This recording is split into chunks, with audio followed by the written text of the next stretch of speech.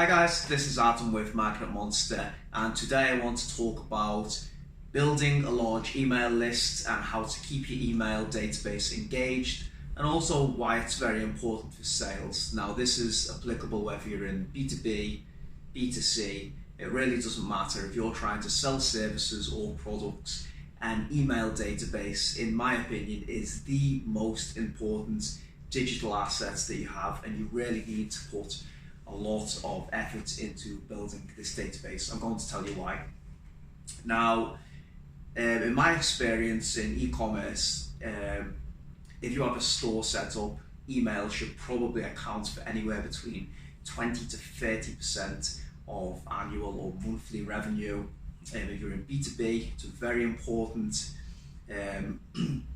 avenue again for automating a lot of the sales processes. And just overall, email has been shown to be a very personal and effective channel for getting, closing sales. Again, irrelevant of whether it's B2B and B2C.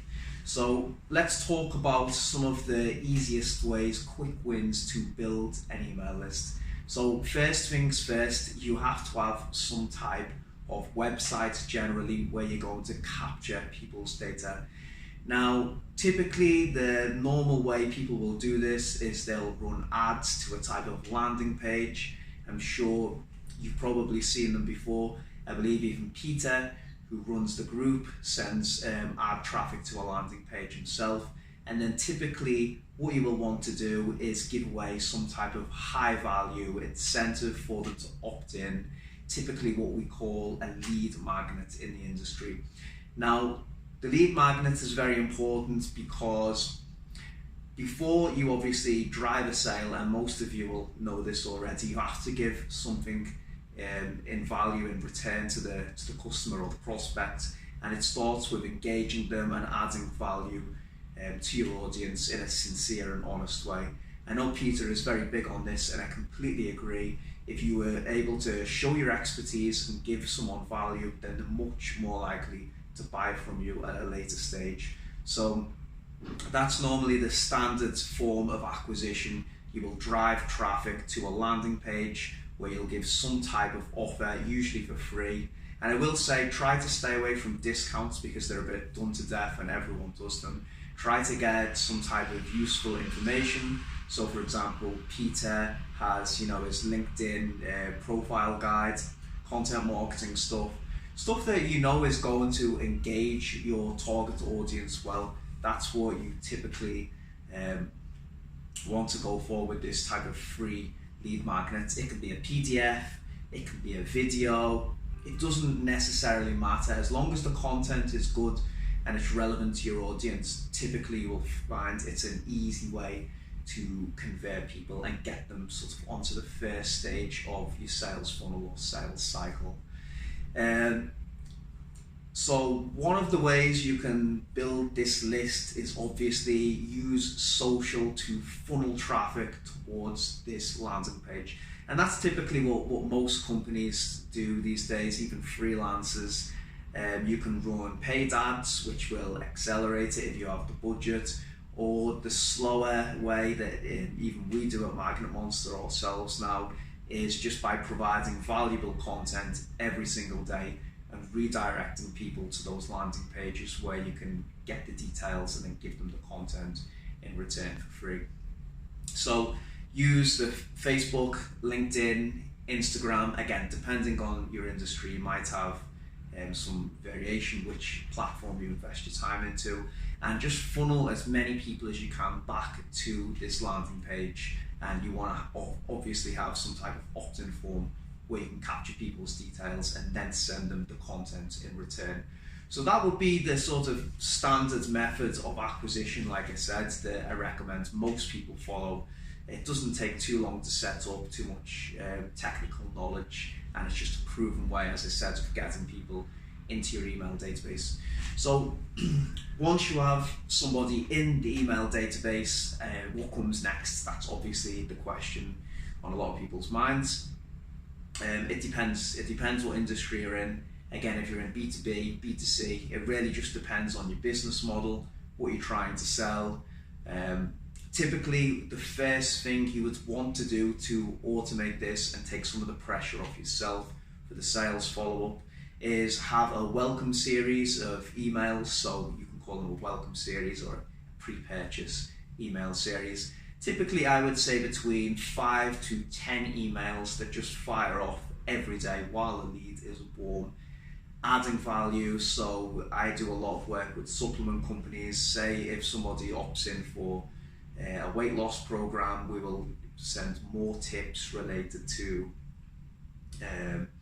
losing fat, sticking to your diet, healthy eating habits, exercise intensity, all that sort of stuff, and then gradually you want to introduce them to your product. So it's important to note here that once you get someone's email, you need to continue to add value, and you can't just go aggressively, okay, now I've got the email, you need to get this fat burner, you need to get this fat burner. You need to continue to nurture people through the funnel and keep adding value and build your reputation and authority. So that would typically be an automated welcome series, as I said, once you take the data. And I would recommend, no matter what industry, and typically, you want to have this set up on autopilot so you can relax. It'll make your job of qualifying the prospect and selling to them a lot easier if you're able to engage them in this way. So again, if this doesn't result in a conversion or a sale, typically you would, again, depending on the industry, start to send campaigns out, right? So your campaigns are standard emails related to your business. They can, again, it can be further information, blog posts, video content, whatever you know will add value to their lives. Typically, I would say there's no different than social. Just put it in an email as well and give people the content. You can be more aggressive in my experience and try to sell on email, but again, don't oversaturate your audience by constantly trying to sell to them. It'll just turn people off and they will unsubscribe. It's as simple as that.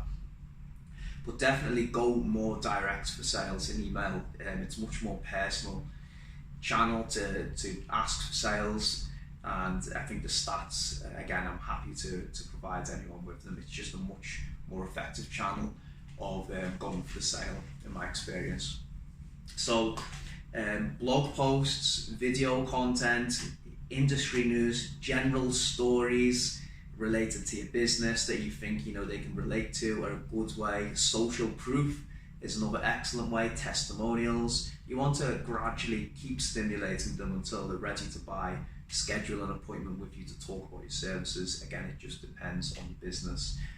In terms of deliverability, you want to vary the headlines. So the headline needs to be compelling. It needs to encourage people to open. Don't just say, buy this now, this offer expires. Everyone's done that. It's not going to get people intrigued. Once it hits their inbox, it's not going to encourage them to open it. I like to get very creative and personal with the email titles. So for example, I will say as a headline, do you think I was out of line with this? What do you think of this? Do you relate to this story? Can I ask a favor? All stuff like this, just general conversations, are much more personal, and 20% off, 10% off, buy now, expires now. I tend to find that people like to engage with this type of content more, and it's a more creative way of getting into the inbox and getting the open rate. Again, the click-through rate just really depends, once you're in the email, on the overall content, what stage of the sales cycle your prospect is at, and how the proposition resonates with them. You'll have to experiment with this, and there's no one size fits all. Once you start to build your list up, you start to email more frequently, inevitably it will become more complex, the type of automations that you send out. You'll want to segment your lists into people who've bought before, people who haven't bought, people who are engaged, people who aren't engaged. Again, this depends on your business, what services you offer, products you offer, upsells, cross-sells. There's so much complexity to it that you can really go all out on this. But just to recap and keep this sort of condensed now down, Send people to a landing page is the most important thing. So use your traffic from social. Peter uses the analogy of don't build on rented land. Completely agree. That's why you need to use the social channels to direct people to your landing pages, take their email address, and then get your welcome series in place. So that should be a second stage, 5 to 10 emails introducing people to your products, still adding value, not going too aggressive for the sale. And third one is start to email your list frequently. The same way, you know, everyone does on social. Email can be used in exactly the same way. Adds value, social proof, stories, content, and then obviously at some point, go for the sale. Don't be shy to ask someone to buy your products or services. So that's it. Hope you found it useful. I want to thank Peter for allowing me this few minutes to speak. If you need any help or advice, just reach out to me. I'm happy to talk to you or leave a comment on the video. Thanks for listening.